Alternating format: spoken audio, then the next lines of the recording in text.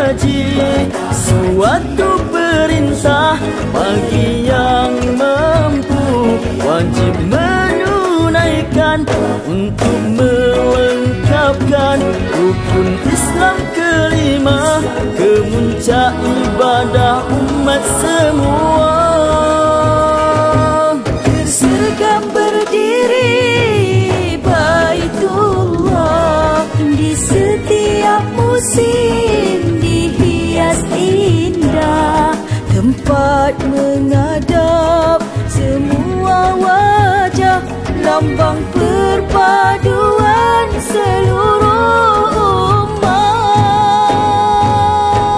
Di Mekah juga Quran diturunkan, mukjizat terbesar Nabi Muhammad, kitab yang suci, anugerah ilahi, penunjuk jalan menuju Allah.